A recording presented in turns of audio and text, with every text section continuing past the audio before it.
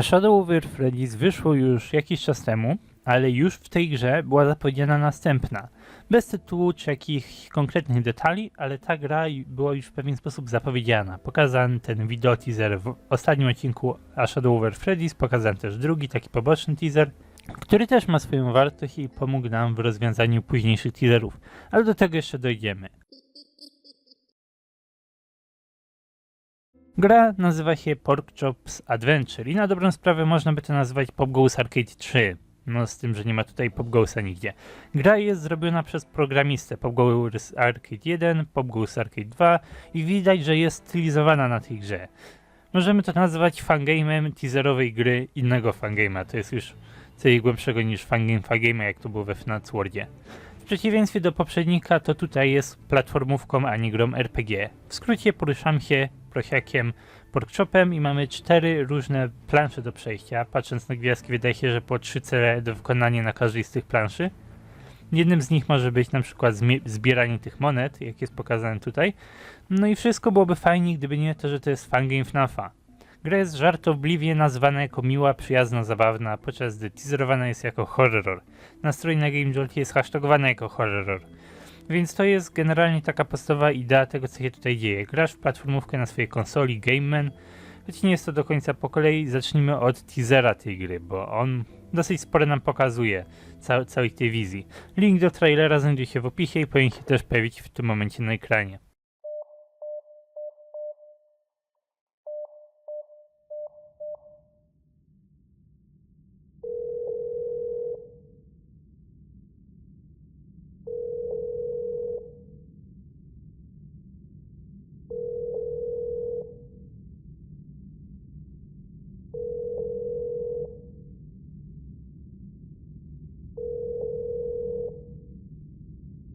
Hello, no one is available to take your call. Please leave a message after the tone.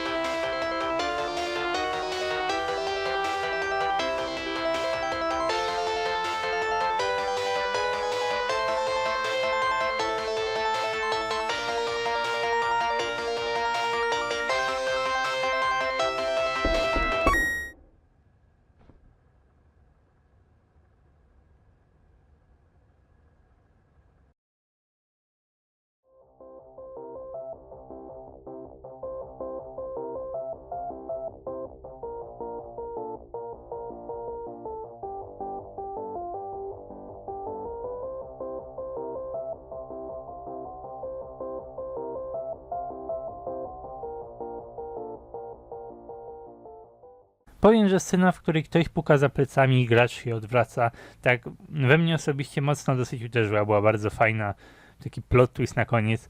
Gra jest robiona w ten sposób, że wydaje się mała, miła, fajna, przyjemna, ale jednocześnie jest to horror, jednocześnie musimy się przed kimś bronić, ktoś może nas dorwać. Jest to dosyć fajny sposób na FNAFowy fangame, dosyć wyjątkowy, ponieważ bronisz się przed animatronikami, jednocześnie grając w inną grę. Czuć od tego jakieś rozwinięcie pomysłu z Pop Goes Arcade'a. W Pop Goes Arcade 2 praktycznie nie było zagrożenia i na samym końcu był taki wymuszony, fabularny jumpscare pod koniec. Ale tutaj przeciwnik jest po prostu częścią gry. Mimo wszystko koncept wydaje się przypominać mimo wszystko FFPS-a, tylko że tam musisz bronić się przed animatronikami i jednocześnie klikać guziki, które robią wszystko za ciebie. Jeśli wyłączysz komputer, to zacznie się od początku i tak dalej, ale tutaj nie. Tutaj grasz w grę, możesz zatrzymać ją w każdym momencie i się odwrócić, się bronić przed przeciwnikami. To, co musisz przy komputerze robić, jest bardziej ambitne niż wciśnij po prostu wszystkie guziki. Same te drzwi mogą jeszcze sugerować, że będziemy mieli coś przypominającego FNAF 4, ale taka główna baza to według mnie Pop Goes Arcade plus FFPS. Tyle jeśli chodzi o gameplay, ale poza tym mam jeszcze jeden wielki ARG stworzony przez Fisnoma i na dobrą sprawę wciąż są tutaj rzeczy, których nie rozwiązaliśmy. Jest coś, czym wy możecie nam pomóc, a czasu jest mało, bo gra wychodzi za ledwie ponad tydzień, 15 września. Ciekawe jest to, że Pork Patch na dobrą sprawę dostał jeden teaser, ale ten teaser jest tak spory, składa się z paru części, że no dużo tego jest. No oczywiście jeśli liczyć to, co było w Shadow Over Freddy's, to są 2 teasery, ale wciąż jest tego niewiele. Po pierwsze, z samego początku tego ARG dostaliśmy minutowy filmik, zaczyna się przygoda. Jak już widać, jest to lokacja z trailera, mamy telewizor, figurkę prosiaka i tak dalej. Jest to pierwsze przedstawienie całej tej lokacji, ale nie jest też to główny element całego teasera. Ten filmik podaje nam 2 żółte notki, ta po prawej w rogu podaje nam nazwę konta twitterowego FXZZVZ. Ta część prowadzi do postaci z gry, która generalnie mówi dosyć zawile. Tak zawile, że musimy deszyfrować wiadomości od tej postaci. Używamy do tego szyfru Vigenera z kluczem. Ogólnie obok strony do deszyfrowania w opisie filmu pojawi się też link do dużego folderu w dokumentach Google, który udostępniłem, który zawiera wszystkie informacje, które tutaj sobie opowiemy. Wszystkie zdekodowane wiadomości z Twittera znajdują się właśnie tam, wszystkie niezdekodowane też.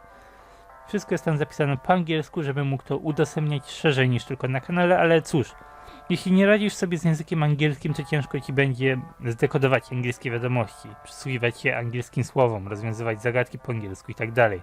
Także mam nadzieję, że jest to zrozumiałe dosyć. No i będzie to aktualizowane, choć jak mówię, RG przestanie mieć znaczenie 15 września, kiedy wyjdzie gra, także trzeba się trochę pośpieszyć.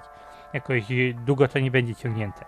Pierwszym kluczem, jak jest na tym Twitterze pokazywane, jest słowo Nevermore. Możecie już pamiętać z A Shadow Over Freddy's. Jak ktoś nie grał w tą grę, zatrzymałby się już na pierwszej zagadce. Żeby rozkrywać pierwsze wiadomości, musimy wrzucić wiadomość w deszyfrer i podać klucz Nevermore. W zamian dostajemy rozkodowaną wiadomość. I to była bardzo interaktywna część teaseru, bo z tą postacią można rozmawiać, można się o nią pytać różnych rzeczy, żartować sobie z nią i co tylko chcesz. Na dobrą sprawę na tym się skończyło, bo nie dostaliśmy jakichś wielkich wskazówek. Przez pierwsze dni była tam aktywność, ale potem wszystko szybko zmalało i praktycznie na ten moment nikt tam nie pisze. Swoją drogą, bo to przydałoby się powiedzieć już wcześniej, postać z Twittera to Steven. Też jego imię dekoduje w ten sam sposób hasłem Nevermore. I zanim będziemy jakoś wchodzić głębiej w szczegóły tego Twittera, wróćmy do pierwszego wideo ARG. Druga notka na tym teaserze prowadziła do drugiego wideo. Wyglądało to raczej prosto. Mamy jakieś litery, jakieś strzałki i szczerze na tym miejscu się już wyłożyliśmy. Pierwsza zagadka i nikt jej nie rozwiązał. A ostatecznie okazało się, że to było bardzo głupie i proste. Niektórzy ludzie próbowali zwiększać i zmniejszać litery na bazie tych strzałek, a ja próbowałem zdekodować te litery przy pomocy dekodera, przy pomocy hasła Nevermore. I żadna z tych 2 opcji nie działała, bo ostatecznie, jak się okazuje, trzeba było zrobić obie te rzeczy jednocześnie. Przerzucić wiadomość przez dekoder i poustawiać poprawne rozmiary liter, zgodnie ze strzałkami poniżej. I dlatego mówię o tym, wbijając się w opowieść o Twitterze Stevena, bo fakt, że nie rozwiązaliśmy zagadki wystarczająco szybko doprowadził do śmierci Stevena. Steven został ostrzeżony, żeby nam nie pomagać. Wiedział, że pomoc doprowadzi do nieprzyjemnych konsekwencji, a jednak zrobił to, podał nam link i zmarł. Tak naprawdę to nie, ale obawiam się, że dopadły go z tego powodu konsekwencje. Nas dopadły konsekwencje w ten sposób, że Nevermore przestało być kluczem. Steven zamilkł na dłuższą chwilę i po powrocie zmienił szyfr. Teraz Nevermore nie działa, a w zamian za to drugim hasłem jest Game Man. Steven zasugerował nam nowe hasło emotkami. Emotka pada i emotka klucza. W grze pad ma wielką wyrysowaną nazwę Game Man, więc nie była to jakaś trudna zagadka, choć nie zmienia to faktu, że zamiast rozwiązać to w normalny sposób, wyszukać tego pada, na siłę próbowałem znaleźć słowo Steven w tych wiadomościach, bo Steven często w tweetach powtarza swoje imię, więc rozwiązałem tego Gamemana na skróty, na cheatach trochę. Także Steven wrzucał więcej tych wiadomości. Dużo z nich jest albo bez znaczenia, albo po prostu nie rozumiemy tego znaczenia. Steven lubi żółty, Steven lubi ptaki, lubi gry planszowe, Steven uznaje followersów na Twitterze za swoich przyjaciół i chce pomagać tym przyjaciołom, dlatego właśnie podał nam drugi filmik w RG. Później Steven zmienił hasło następny raz i też nie było to za trudne. Trzecie hasło to time, czas, zasugerowane znowu przez emotkę. Ale Steven generalnie nie miał za dużo do powiedzenia przy użyciu tego klucza. What is taking so long? To jest jedyne co powiedział. Co tak długo, co zajmuje tyle czasu. No i przechodzimy do takich bardzo blisko obecnych czasów. Zrobiłem wielki folder wiadomości od Stevena. Nie pamiętam już, czy to było tej samej nocy, czy następnej, ale Steven po prawie miesiącu akurat się odezwał. Zaraz po tym, jak ja ten folder zrobiłem. I nie wiem, jakie jest nowe hasło. Steven nie zasugerował żadnego nowego hasła. Nie dostaliśmy nigdzie ukochanej emotki klucza, która sugerowała nam nowe hasło. Cóż, w opisie na kanale wrzucił emotkę oka i próbowałem masy haseł związanych ze wzrokiem, z okiem, z widzeniem, patrzeniem się itd., ale nic mi z tego nie wyszło. 2 z 3 tweetów zaczynają się na dwuliterowe słowa, więc znalazłem najpopularniejsze dwuliterowe słowa po angielsku i próbowałem podłożyć pod nie jakiś dowolny klucz. Jeśli udałoby mi się znaleźć klucz, który dekoduje jedno z tych słów, na przykład jedno z tych słów to it, i jednocześnie to drugie słowo ma jakiś sens, a nie jest jakąś randomową paplaniną liter, to miałbym potencjalny początek klucza. Znalazłbym przynajmniej jego pierwsze 2 litery i byłoby to bardzo pomocne. Ale problem polega na tym, że nie znalazłem takiego klucza. Nie znalazłem takiego słowa i każde podejście zakończyło się porażką. Nic nie działa tutaj. Ja osobiście dochodzę do wniosku, że istnieje możliwość, że Steven totalnie zmienił sposób szyfrowania. Dlatego też nie podał nam nowego klucza, bo to już nie jest szyfrowanie na klucz. Nie wiem.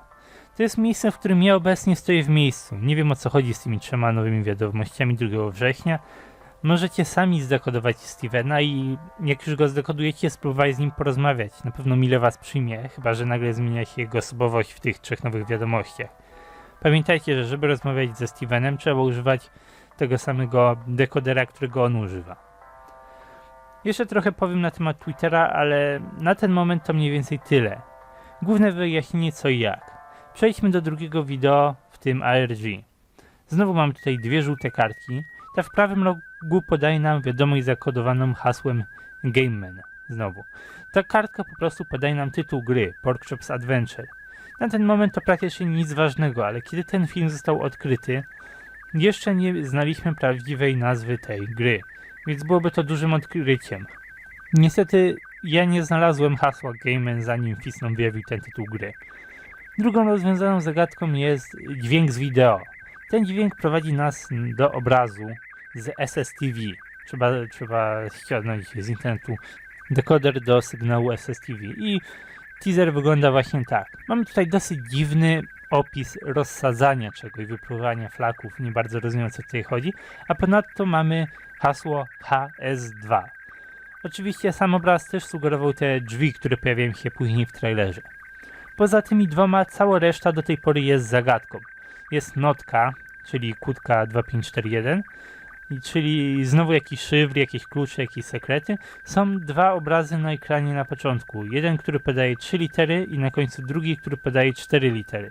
W międzyczasie 7 razy na filmie pojawia się sylwetka jakiejś postaci i za każdym razem zaświecają się lampki na telewizorze. Jako że lampek jest 8, sugeruje to kod binarny i zakodowanie wszystkich 7 zaświeceń się w kodzie binarnym podaje nam 7 liter o różnych rozmiarach.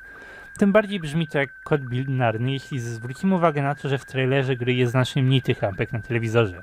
8 jest związana z kodem binarnym. Brzmi jak następny link do następnego wideo. Ale taki link ma 11 znaków, a mamy tutaj 2 razy po 7 znaków. Może też klucz podaje brakujące 4. Naprawdę ciężko mi stwierdzić i do niczego nam tutaj dalej nie udało się dojść. Mniej więcej jest to całe podsumowanie tego, do czego doszliśmy w tym ARG, ale zapewne jest tego więcej. Po prostu jeszcze do tego nie doszliśmy. Naprawdę, zapraszam was do zainteresowania się tym i spróbowania się. Może rozwiążecie te nierozwiązane hasła i dojdziemy do końca ARG, zanim gra wyjdzie. Przydałoby się, przynajmniej moim zdaniem.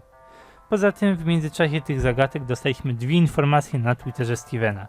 Po pierwsze, Steven boi się postaci, która się nazywa Paleface, blada twarz. Steven powtórzył jego mi parę razy, ale boi się odpowiadać na jego temat. Jeśli jest jakieś pytanie na temat bladej twarzy, od razu mówi, że oj nie rozmawiajmy o tym, nie zbliżaj się do bladej twarzy. Możliwe, że blada twarz ma jakiś związek z tym rysunkiem, Wiemy, że blada twarz nie jest też prosiakiem na telewizorze. Po drugie, jednego dnia Steven wrzucił nam 2-minutowy filmik na Twitterze, w którym słychać było dosyć podejrzane dźwięki. Okazuje się, że to 2 nagrania. Jedno z nich jest puszczone od tyłu i ma bardziej dziecięcy głos, wydaje mi się, że to może być sam Steven. Drugie ma bardziej dojrzały męski głos i wydaje się być bardziej jakimś nagraniem albo phone-callem. Oba te nagrania są przerobione w ten sposób, że ciężko cokolwiek z nich wyciągnąć. Czasami niektóre słowa są bardziej wyraźne. Dziecięce nagranie gdzieś w samym środku powtarza jakąś kwestię parę razy. Zdaje mi się, że to jest that's it, czyli dosyć.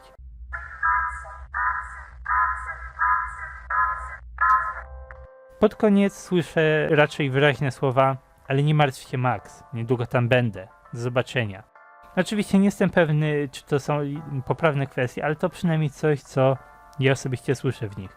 Same kwestie dzieciaka są o tyle wyjątkowe, że wydaje się, jakby były pocięte na kawałki. Nie wiem, czy to trzeba jakoś poskładać w konkretnej kolejności, czy jak, ale coś dziwnego się tutaj odwala mimo wszystko. Kwestie dorosłej osoby są bardziej spójne, słuchać, że nie ma tam żadnych jakichś przerw większych, nie rozwala się dźwięk, ale te kwestie są za to dużo gorzej je słychać. Są tutaj bardzo silne zakłócenia. Tutaj taką najwyraźniejszą kwestią, jaką słychać, jest Nevermore, powiedziane na samym końcu nagrania. Także to jest następna rzecz, na której można się skupić, którą można spróbować zakodować, rozwiązać.